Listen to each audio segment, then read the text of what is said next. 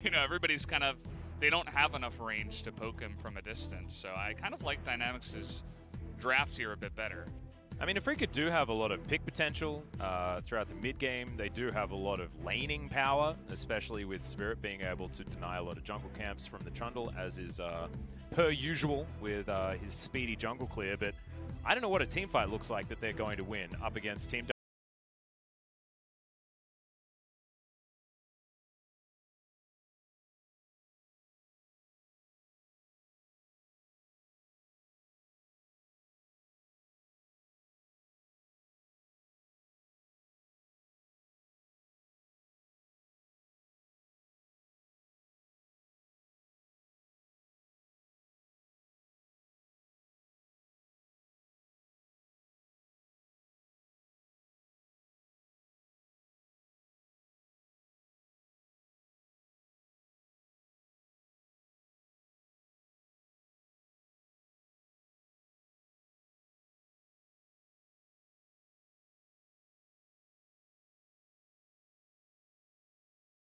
kills everyone. But whether that's going to work, we'll have to find out as we get onto the Rift for game number 1 of our 4th day of LCK Summer. I hope you guys have been enjoying the LCK so far.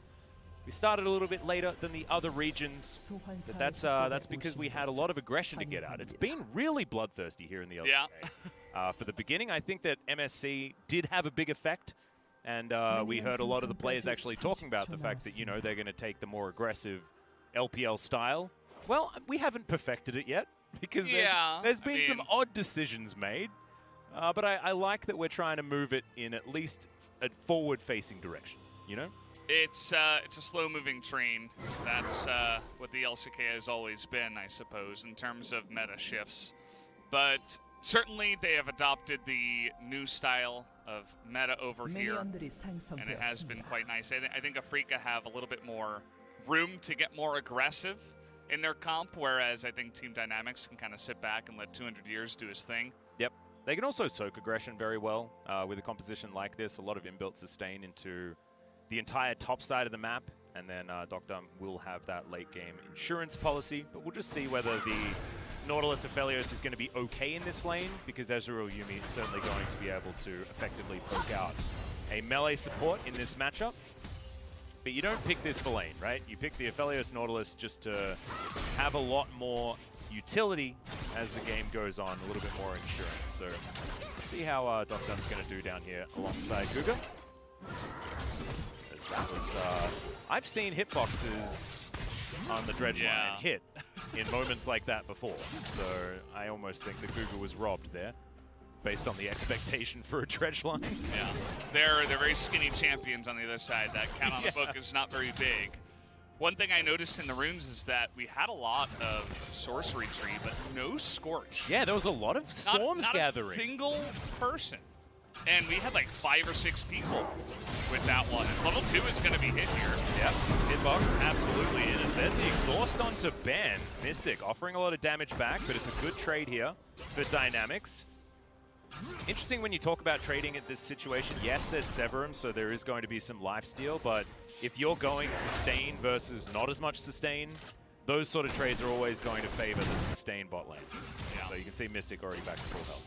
You know what's interesting is this is a jungle path that LS was talking about a lot yesterday. Graves and Jarvan that go from red to blue and then clear their blue side jungle as a nice amount of trade down here. But Beyond actually read into that and said, okay, I can get in there and steal some of the Raptors and I can steal some of the Grubs. So he's saying, I know exactly what kind of jungle path you're going to take on this Graves. He's able to come in here and steal away a lot of value. And now he's even in position. It doesn't seem like they knew he was here at all. Yep, in he comes. So there's the flash forward, holding onto the pillar. But after the flash, he is going to get it down there. Very nicely done. Stun comes in, but thankfully for Beyond, he is outside of the turret range. Kiin had no other options, right? That was exactly how he had to play that one out, but it was brilliant that Beyond read that situation. Yeah, and it really just all came from the jungle pathing. I mean, I think Spirit could have communicated the fact that his Raptors are gone and maybe he could go top, but I'm not sure that they would have expected that. As now Beyond is going to get in there. take away the scuttle. We do see the Graves going in and trying to steal away some of the camps that he lost on the other side. Camps that, by the way, Graves loves with his farming style and ability to AoE.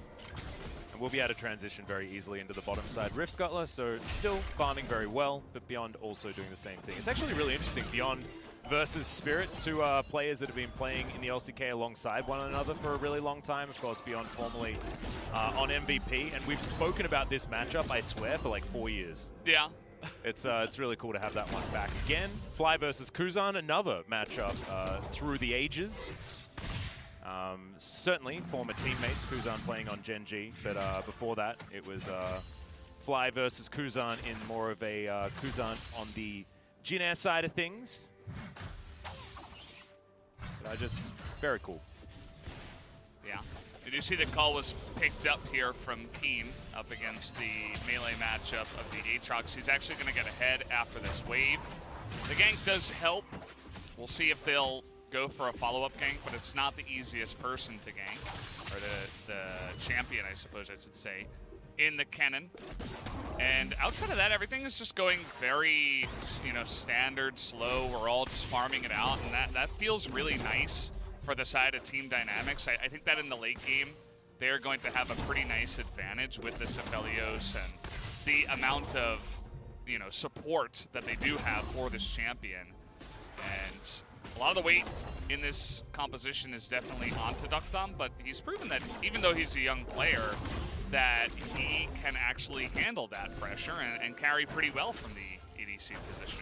He has so much peel, though, this game, that I don't feel like there's that much pressure, because all he has to really do is have the right weapons and attack move into the enemy. Because there's Pillar, there's the suite of CC that Nautilus offers, and there's Kuzan bringing him back to full health all the time with his Athenes and Holy Grail plus Inspire Shield combo. Yeah. Trust me, though, you can still mess it up. I mean, yeah, that's true. But we also hybrid the other day going after that inhibitor. I just cringe every time I think about that, actually, nowadays. Thanks for reminding all of us. Yeah. Doesn't matter how far ahead you are, what kind of composition you have. If you're going to go in melee range, it's not going to go very well for you. It's like, as LS would say, though, if you've got hands, you can probably make something happen. And I think that deokdam has certainly proven that he does have 2 hands. Yeah. And he's also here. I can turn around. Yeah, he's there. Yeah, he's using both of them right now. That's good news. Can confirm. No mouse-only players here in the LCK, thankfully. God, that would be so hard. Yeah. And you were talking about the drafts a little bit before we came into the game, and how these two teams specifically are great at the drafting. It does feel like they've done a really nice job of crafting like the perfect comp for deokdam to basically not have to worry. Yeah. And that's why it feels like everything goes smoothly and nothing goes crazy. If Kiin doesn't pop off, if, Afreeca just kind of sit back, I think that Team Dynamics should be pretty happy when it comes to the later stages of the game. But on the other side of the coin, Afreeca do have a fantastic mid-game composition, right? So even though they're not doing a whole lot right now, this is not where they're strong. They're going to be strong at 2 items with basically everyone. Especially, Syndra. She's going to get her Ludens into something like just an Oblivion Orb, and she'll be very strong in the mid-game. And Kennen always pretty good on 2 items. And Ezreal needs no introduction there, right? Even though he's more of a 3-item AD carry now that good old Death's Dance exists, but still the 2 items are very strong. So Afreeca will be able to get a lot of control around that mid-game. So far, Team Dynamics have taken the first Dragon as Rich finds Spirit blind with that Q combo. Beyond's going to turn up, though, as Kiin tries to dive forward, but he has no flash, and the pillar is too good. They're able to lock him down. It's 1-for-1 so far. As now Rich looking to try and lock down Spirit. Double buffs on the Graves. The World End is there, and Honey Fruit will make Rich a little bit more powerful. But meanwhile, on the bottom side, Dynamics are just obliterating this lane. Yeah, I'm not exactly sure how it's going this one-sided. We haven't had the camera down on the bottom side the whole time. There was that really good trade at level 2, and I think that kind of set Mystic and Ben back a bit because they lost 2 summoners compared to 1. But they should have been able to stabilize, and ever since then, deokdam and GuGer have just been hard pushing. They used that priority to get the first Drake, the Mountain, by the way, which is really nice, by the way, not even just quite. for their composition. And then after that, Mystic and Ben kind of just like left the turret, maybe assuming that Beyond would be there, but he was actually top, responding to a gank. So I feel like there's a little bit of a jungle, you know, some question marks about where the enemy jungler has been. Yeah, that might Beyond. be. Yeah, that might be what's happened to the bottom lane, but I actually don't think that this lane should ever go like this. Very odd. But Mystic does have his teleport available. Unfortunately, he can't taxi on that one anymore, but Ben should be able to get back to this lane relatively effectively, as Beyond is the one to take down the Rift Herald. Let's have a look at this once again. Rich just... There was a ward there that died. Aha, that's probably what it was. And you can see that the Subjugate goes off, which makes it much harder to kill Beyond, and then there was the Chomp, and then that extra auto and Q combo from the Aatrox that just blew up that Kennen, which did eventually make it a 1-for-1. So the Kennen ult was nice, but it also did, you know, feed over a kill to the side of Team Dynamics. I think that kill going early to the Graves, though, is a bit better compared to the Trundle. Trundle's going to get tanky, and he's kind of just going to sit there, but Graves can always use a little bit of scaling. Yep, I would have liked that kill under Rich, absolutely. But a kill's a kill. You can see as far as the money is concerned, Kiin only 400 in the lead. That will extend as the cull is cashed in. Now GuGer thinking about trying to find himself an engage opportunity, but Spirit, right place, right time, will deny any aggression. But I mean, deokdam's already pretty strong. I mean, look at the item comparison as far as battle stats. That's a BF sword in the lead. And that tier is absolutely doing nothing right now. Max range dredge line is fantastic. Exhaust goes down. Final chapter's in. This is 3v2, by the way. Is this pre-nerf Aphelios? Like, what's happening down here? Yeah, I don't know. They're just getting hooked time after time, and Mystic had to flash away from that one just to survive, and he nearly died after the flash. So you could see that it doesn't seem like the two of them are very confident in this kind of 2v2 situation. World Ender. Slicing Maelstrom in there as well, but Rich finding himself the Infernal Chain is good, but that was opting in for a trade that didn't necessarily work the best. Spirit and Beyond are going to find each other. Subjugate still available, so Beyond not under any threat of dying at this stage. Oh my god, I figured it out. I understand why Afreeca picked this comp. There's no good Subjugate target. Oh. There we go. Great. Nailed it. Awesome. That's really what I like to see. I mean, yeah, I suppose so, but I mean, unless, you know, Spirit stacks up all of his defensive passive and stuff like that, and then he gets subjugated. Yeah. Bit of value. There you go. I mean, they chose the Graves into the Trundle. Pretty common. And now they're going to try to force this dragon here, but Dynamics is in position. Kiin, he's also teleporting in, but now the fight has already started. Slicing Maelstrom halfway through that cooldown, and that means the Dynamics steal away the Infernal Drake, and Spirit limps out of the fight with his life, but without the Drake. And this is Dynamics with 2 dragons and the better scaling comp. That dragon was just so forced out of Afreeca when they're not winning this game. They just decided, you know, we're behind, but we can try to force this. Maybe the Kennen can TP. There were no good TP wards. He had to TP in kind of behind them or with them. What does he do after a TP? He has no ulti. Like, yeah. I don't know, man. I would have walked top. It felt very forced. Yeah, I wouldn't have minded him taking a couple of plates and giving up the Infernal. Yeah. Just based on the way that the fight broke out. I mean, you can't force it from there. And Team Dynamics were perfectly set up. Rich was already there. This is what I love about Team Dynamics, is that they just seem really clean as a team. Like, their communication is spot on. They seem to always be in the right spot at the right time. Their drafts are really clean as well. You know, if the players get better and better, this team has really a lot of potential to show. Yeah, absolutely. They just seem really hungry. And I think that that's just fantastic.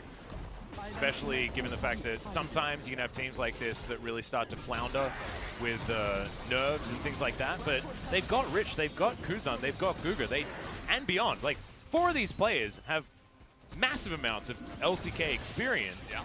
But they had to deal with falling back into Challenger, not necessarily finding that top-tier team. So the understanding of what they've been given in this opportunity is really high, and I think that's really, really cool to see just what that has done for this team.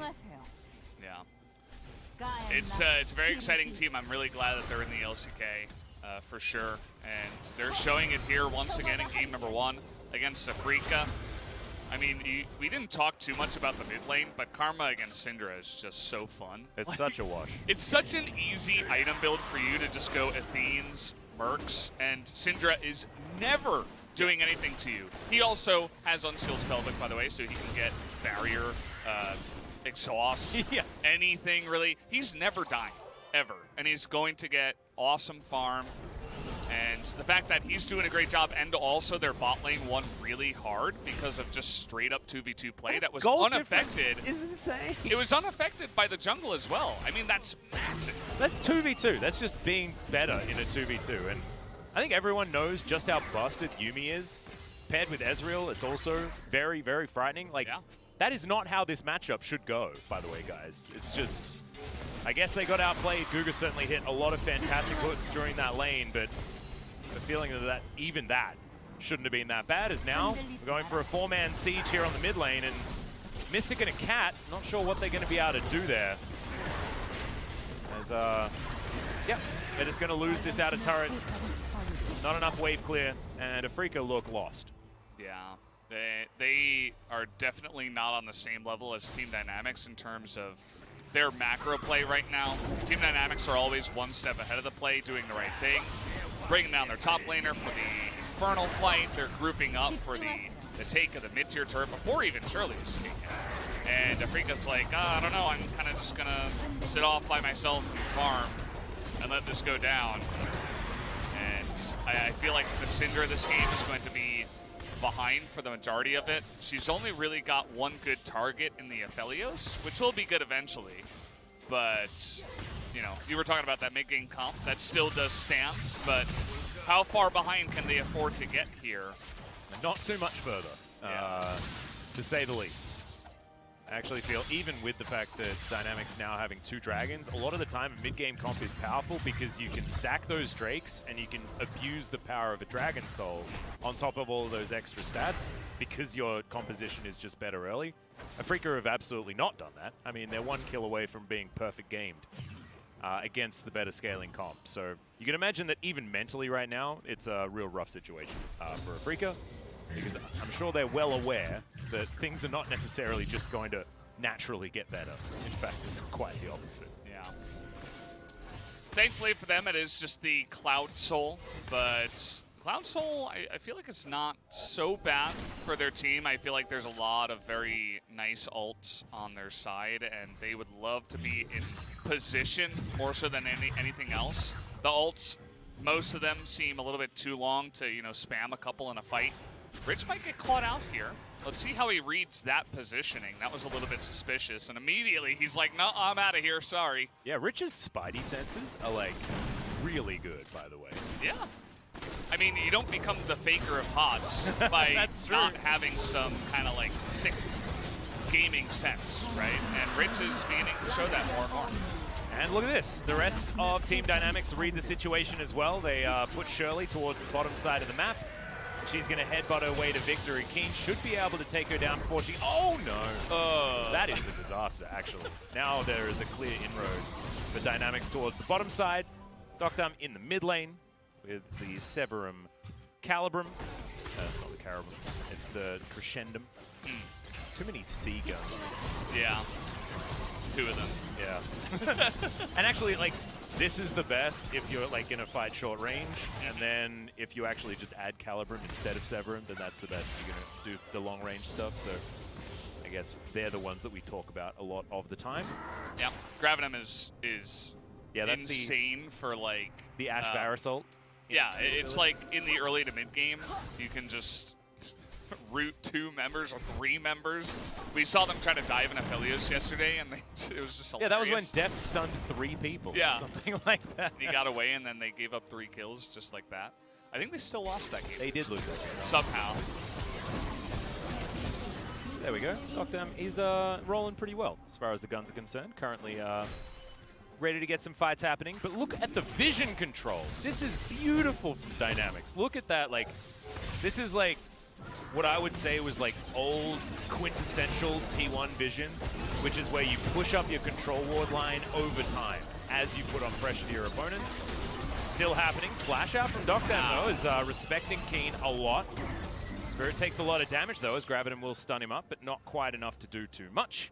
And Kuzan's just going to wail on a turret top lane, and Beyond is going to spot for him. So yeah, it's just, this is dynamics being in better positions on the map throughout this whole game. As how did that happen? Did he steal it with the pillar, or did deokdam get that one? He did. No, deokdam got the one in the bottom. Oh, did he? Did was that the one damage? Did he actually steal with the pillar? We're gonna have to see a replay of that, Riot. Can you? Yeah, please. Jonas Strong. If you get that back on. It must have been. It does do 1 damage, and you know, buffs like that have a habit of sitting on 1 damage for a little while to avoid, you know, them being unfortunately stolen and things like that. Yeah. But that was the opposite of avoiding it. Interesting. Oh my god, GuGer has hit like every single one of these red lines. Yeah, he's pretty good on that Nautilus. We have learned here. And the more that this game just slinks by in the mid game in this bit of a lull state, and Afreeca just, you know, leak dragons and extra gold and experience on the map, Dynamics might just, you know, sail on with the very smooth wins onto the first win here in game number 1. Yeah, so Valdanalist, looking down at the items. Ardent Sensor is completed. Runan's Hurricane is done, with deokdam having a gigantic amount of crit rate. I don't know what Afreeca is going to be able to do. I mean, Mystic did get a bit of damage there. He does have his transformation, so he is a champion now. But I just don't know whether it is in time to actually save this game. As a minute and a half on that Cloud Drake, Dynamics with no real need to do anything right now. They're going to wait for that opportunity to engage. Keep tabs on Kiin. Should be okay. King's Tribute helping Beyond out there. Yeah, and we've entered a little bit of a K-Ram here. By the way, your turret's dying. And this is all just Dynamics being better at the macro play around the map, right? Yeah. Because they understand that they can feel free to sit in the mid lane because you've got a lane that's equalized, actually pushing on the top side in their favor, and the bottom lane was getting free inhibitor turret damage. Which is just nuts. Now they're able to press into the enemy jungle, get all of the vision that they want to. Like, this is super textbook League of Legends, but it's being played out so well by Dynamics. Now they just move over to the Baron. It immediately gets spotted, but it's no harm, no foul, right? Like, they may as well go for that play. Now move over to the Cloud Drake because it's up in another 30 seconds. That's something that a lot of LCK teams don't really do, is just run at the Baron. We saw in MSC that LPL, there I finally got it out. I've had a little bit of trauma about that region. Yeah. They are never scared to just run at the Baron if they have damage. They're like, hey, what are you going to do about it? You know, we're so far ahead of you. T1 was winning as well, because they were doing a lot of these, like, let's just see what happens if we go for the Baron. I mean, unfortunately, at MSC it bit them, because they didn't quite make the decisions correctly, as Mystic diving forward.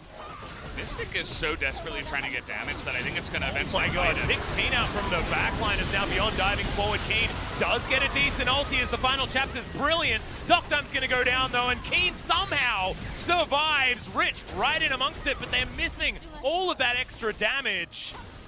And now Dynamics not going to be able to find this next Drake. It's not the end of the world. One Cloud Drake going over to Afreeca is no worries, but they would have loved a soul at 22 minutes.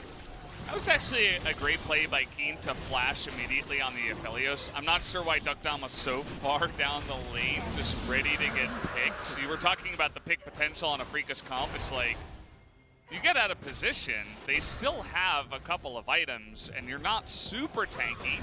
But look at him, he's going 1v1 up against the minion wave up in the top side. Desperately tries to get into the fight, and he just gets stunned for the duration, gets ulted in the face, he gets stunned by the Kennen, and then immediately they lose all their damage on the side of Team Dynamics. That's, again, this is what I was talking about. Aphelios needs to be available for these fights and doing damage. Otherwise, this comp is not going to work out, and you can see that Kiin, he was ready for the fight. Yep. Even switches over to Ignite just before he gets engaged on, and manages to light the Aphelios on fire. So, that is how a team fight looks if Afreeca wins, right? But the reason why we're talking about Dynamics having a much easier comp to play is that deokdam should be protected and shouldn't necessarily be halfway to the enemy nexus while the rest of his team is underneath their outer turret. Yeah, you talked about front-to-back composition. They have a great one, but if it's really spread out like that and the pieces are all over the place, like a jigsaw puzzle gone wrong, it's going to lose to Afreeca's comp even when they're behind, because one pick onto Aphelios, they have so much damage in their comp, they can win it up against what Team Dynamics have, as that time it looks like Spirit. I think Spirit got it that time. Was able to get the red. Sniper, by the way. Yep, Crescendum, by the way. Yeah. He's got the Poke of Varus as well in his kit. Thankfully, there were some zoomies available, so Spirit is put back to full health. Another 3 minutes, and that next Cloud Drake will be available. A lot of soul opportunities here for Dynamics, as GuGer is playing bodyguard for this Baron. It's down to half health. It's taking a lot of damage very quickly as Afreeca do move on forward. Spirit is going to be in position for a potential 50-50. Is now Rich looking for a flank. Kiin going to be here as well. No flash, but does have Slicing Maelstrom. As my god, the amount of damage there in AoE coming out from Dynamics. I think that was all Kuzan's damage. Yep. And he's utility, by the way. He just recently picked up his third item, the Ludens.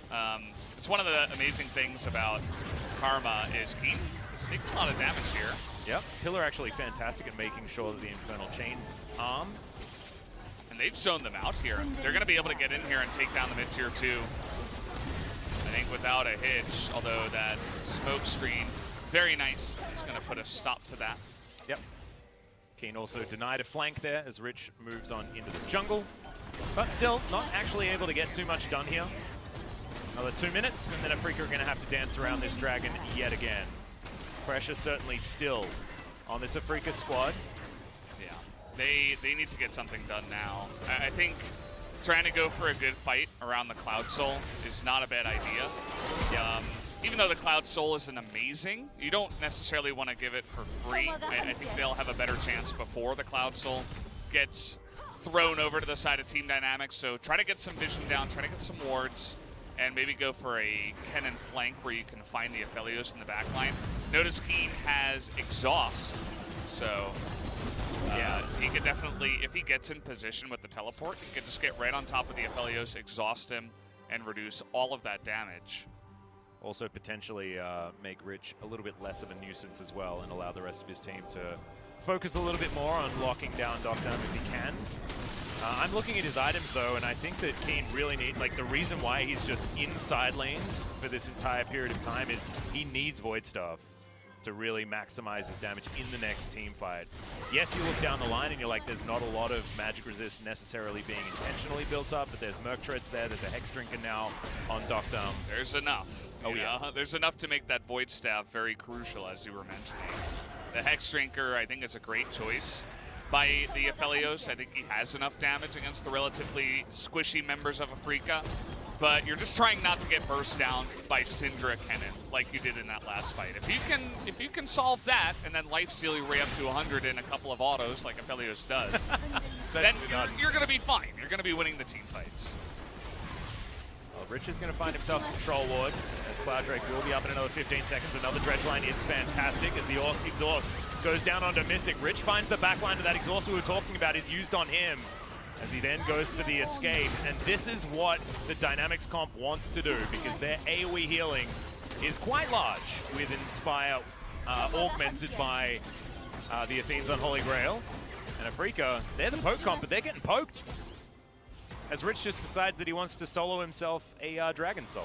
Yeah, it's like the slow pushback, you know, the front line of the battle is slowly being pushed back, but it's done enough. It's already done its job, and now it can retreat. They pick up the Cloud Soul, and the poking of Afreeca was not enough.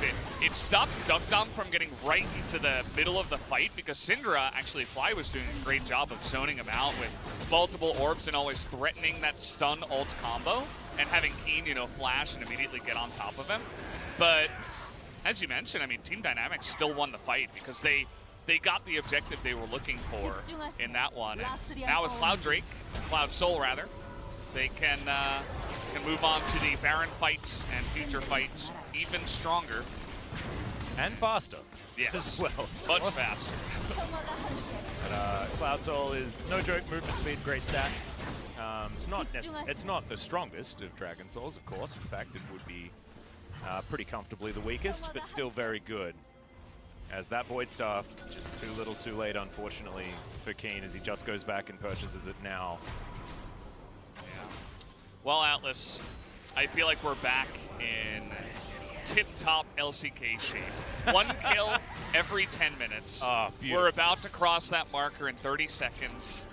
It's such a beautiful sight to see. We've shaken off the LPL from MSC. We've done enough fighting now. These teams have signed a gentleman's agreement to sit back and do nothing.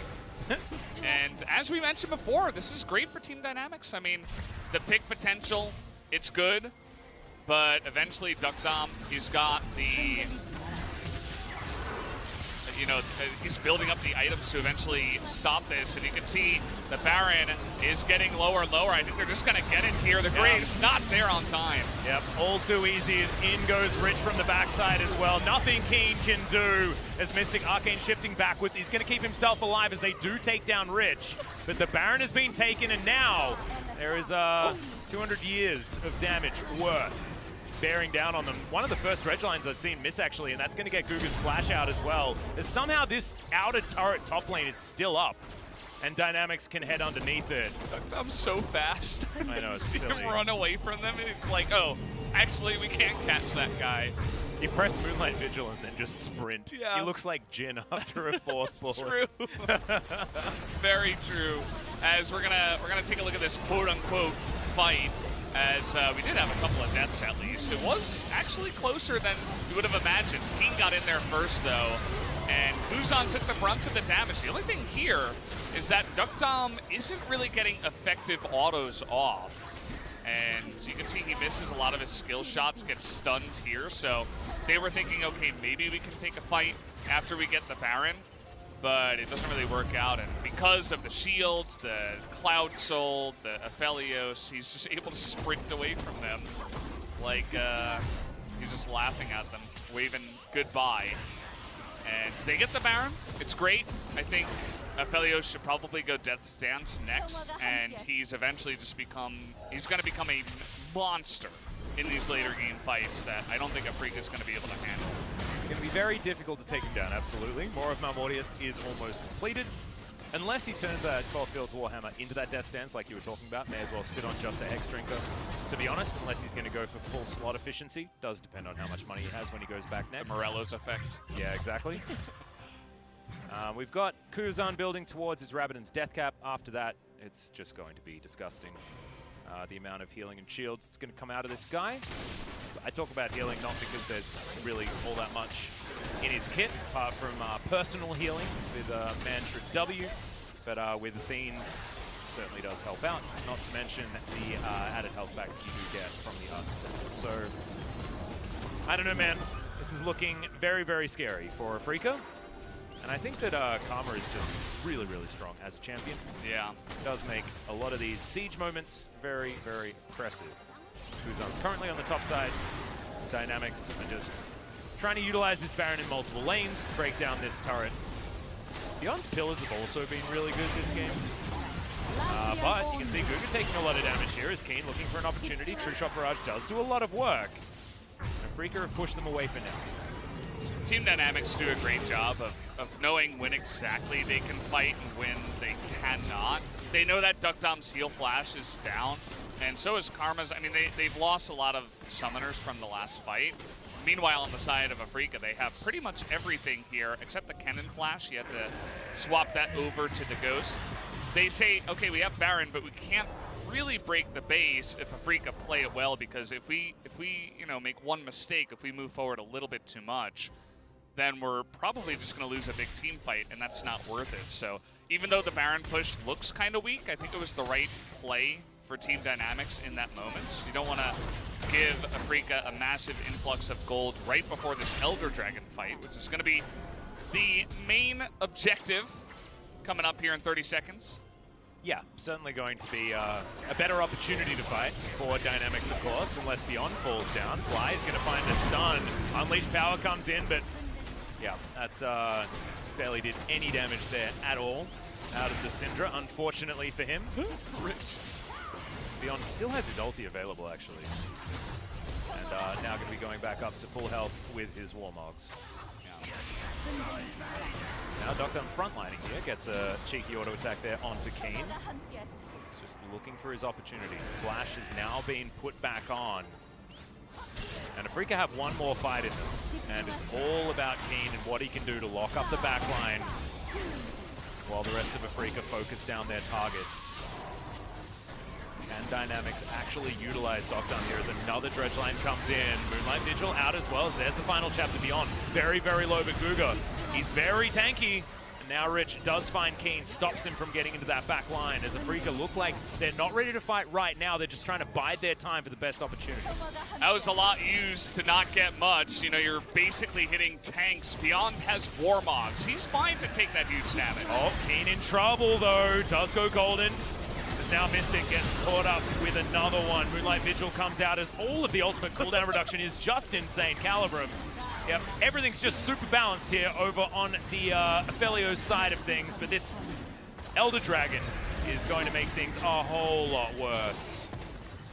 As it does reset a little bit, and yeah, Spirit is just going to get gatekept by Rich. World Ender up once again. Mystic's trying to hit him where he can. Exhaust goes down as now they're trying to pull this one out of the pit. Looks like Dynamics aren't really interested in coin flipping this one. They are so safe, man. But look at the base. Yeah. Meanwhile. Yeah, Dynamics just had way too much control. Spirit had to actually flash back out as Quick Draw not available. That is a free Elder Drake and an inside track towards all of these open inhibitors and Nexus and inhibitor turrets. Yeah. deokdam, it didn't look like he did much in that fight, but that's only because Yuumi is doing a disgusting amount of healing.